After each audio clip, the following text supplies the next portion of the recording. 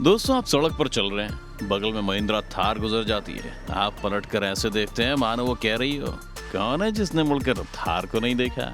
क्योंकि आज की तारीख में थार गाड़ी की पू है जिसको हर कोई पाना चाहता है, मगर हासिल करना हर किसी के बस की बात नहीं होती। मगर क्या आप जानते हैं कि कार लवर्स के दिलों से खेलने ये गाड़ी भारत में बिल्कुल ना होती अगर दूसरा विश्व युद्ध ना हुआ होता। जी हाँ, इस गाड़ी की कहानी और सफर भी एकदम बेहतरीन है। तो आज हम जानेंगे थार के बारे में कि कैसे 4 टायर वाली ये जीप आज हर भारतीय से लेकर इंटरनेशनल लोगों की पसंद बन चुकी है।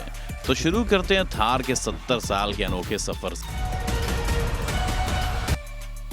द्वितीय विश्व युद्ध और हालात की मांग। दोस्तों, ये बात बिल्कुल सच है कि थार भारत को सेकेंड वर्ल्ड वॉर के दौरान ही मिली।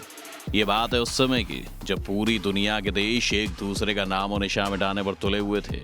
अब जब युद्ध अपनी चरम सीमा पर था तो हर जगह हथियारों और सैनिकों को भेजा जाने लगा। इसको करने के लिए फाइटर प्लेन्स, टैंक्स और ट्रक्स का इस्तेमाल किया जाने लगा। फिर भी ये सब इतने कारगर नहीं थे।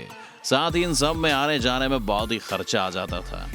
इसीलिए अब अमेरिकी सेना को एक ऐसा व्हीकल चाहिए था जो हर तरह के इलाकों में चल सके, जो टैंक या ट्रक जितना हैवी ना हो और साथ ही जिसे एयर ड्रॉप भी किया जा सके। इसके लिए देश भर की ऑटोमोबाइल कंपनियों से डिजाइन मंगवाए गए, जिसमें सबको आदेश था कि वो ऐसी कार बनाए जो रफ एंड टफ भी हो और साथ ही तेज भी। इसमें सबसे पहले शुरुआती डिजाइन बैंटम कंपनी ने दिया। मगर इस कंपनी का देखा जाए तो ये इतनी बड़ी संख्या में कार का निर्माण करने के लिए सक्षम नहीं थी। इसलिए अभी भी अमेरिका को कोई ऐसा सप्लायर चाहिए था जिसके पास बड़ी संख्या में कार बनाने की क्षमता हो। फिर इसके बाद विली और फोर्ड कंपनी सामने आई और उन्होंने भी अपनी डिजाइन पेश की और उस पर मोहर लग गई। इस तरह से जीप वजूद में आई, जो कि अब एक रफ एंड टफ गाड़ी थी जो पहाड़ों पर भी चल सकती थी। साथ इतनी तेज और ड्यूरेबल थी कि छोटे मोटे धमाके और हमलों को झेल सकती थी। ऐसा होते ही विली ने 1940 में जीप ट्रेडमार्क रजिस्टर करवाया और जीप को अपने नाम कर लिया। आपको बता दें कि वर्ल्ड वॉर में ये गाड़ी इतनी कारगर साबित हुई कि युद्ध के दौरान करीब 6 लाख कारें बनाई गईं और धीरे धीरे ये फौजियों के रुतबे की पहचान बन गई। विली की जीप भारत लाए महिंद्रा। अब जब 1944 में विश्व युद्ध खत्म हो गया तो जैसा कि अमेरिका की आदत है, मतलब पूरा होने के बाद वो किसी को पहचानता नहीं है। इसलिए अब जब युद्ध नहीं था तो डिमांड भी नहीं थी। डिमांड नहीं थी तो अमेरिकी सेना ने जीप खरीदना कम कर दिया। मगर विली भाई साहब को अपनी कंपनी चलानी थी, इसलिए इस समय उन्होंने बची हुई गाड़ियां आम लोगों को बेचना शुरू कर दिया। अब जिस मॉडल की बात हम कर रहे हैं उस मॉडल का नाम CJ2A था। मगर जितनी ये गाड़ी वर्ल्ड वॉर 2 में फेमस हुई थी उतनी आम लोगों के बीच इसका जादू नहीं चला और इसकी बिक्री बिल्कुल भी अच्छी नहीं हो रही थी। अब जब विली भाई साहब की कंपनी बिल्कुल बंद होने वाली थी तो ऐसे में पिक्चर में आए भारत के 2 बिजनेस टाइकून JC महिंद्रा और KC महिंद्रा, जो कि उन दिनों अमेरिका पहुंचे। उन्होंने जब इस जीप को देखा तो उन्हें लगा कि इसको तो भारत में होना चाहिए। उन्होंने इसके लिए सौदा भी कर लिया था। मगर फिर लोगों ने बहुत समझाया कि इस बेकार गाड़ी के सौदे में महिंद्रा कंपनी बर्बाद हो जाएगी। जो गाड़ी अमेरिका में फ्लॉप हो गई वो भारत में कैसे चलेगी। मगर उन्होंने एक ना सुनी और विली की जीप को भारत में इंपोर्ट करने का सौदा पक्का कर लिया गया। 1949 में महिंद्रा इन जीप को इंपोर्ट करके भारत ले आई और यहाँ बेचने लगे।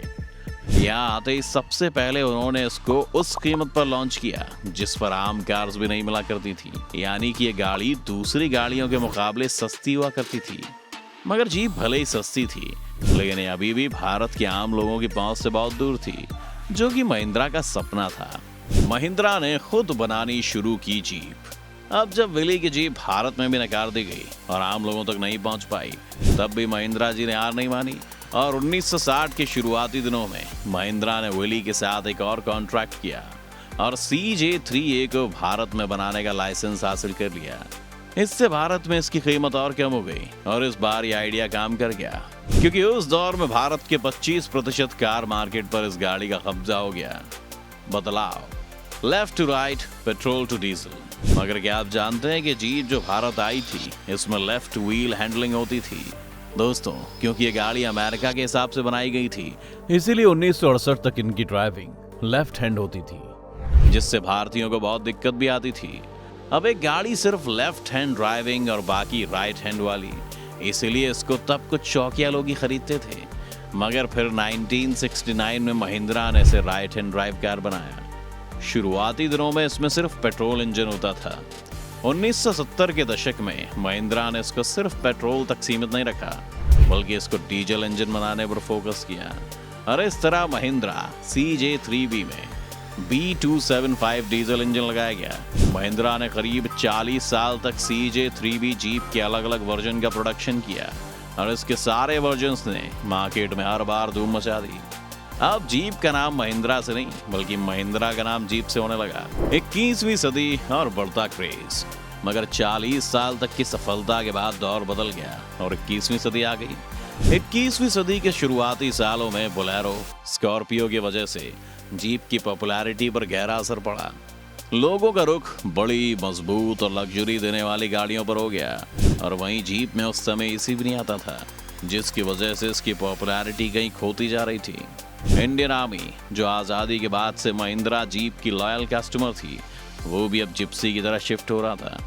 कार के शौकीनों के लिए भी जीप में वो चार्म नहीं दिखता था। ऐसे में एक ऑफ रोड कार के लिए महिंद्रा को पॉजिटिव डायरेक्शन की जरूरत थी। महिंद्रा ने लॉन्च की खिचड़ी कार यानी थार।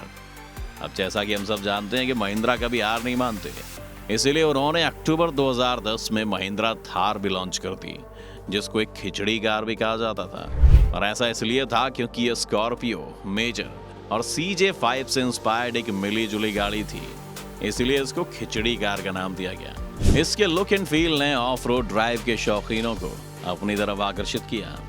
हालांकि अभी भी ये रोजाना के इस्तेमाल और सेफ्टी इश्यू की वजह से बिक्री में पीछे थे। 2015 में महिंद्रा ने इसे अपडेट करके रीलॉन्च किया।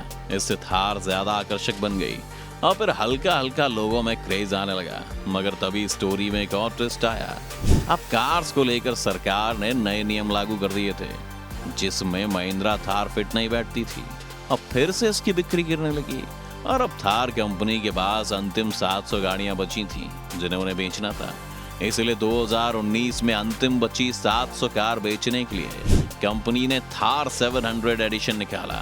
इसमें आनंद महिंद्रा के सिग्नेचर और स्टिकर लगाकर इसे बेचा गया।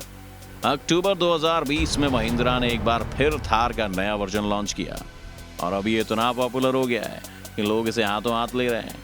एक साल के अंदर 75,000 गाड़ियों की बुकिंग हो चुकी है और करीब 1 साल का वेटिंग पीरियड चल रहा है। तो अब आप समझ सकते हैं कि कैसे आज की पसंदीदा गाड़ी कितना लंबा सफर तय करके हमारे सामने आई है।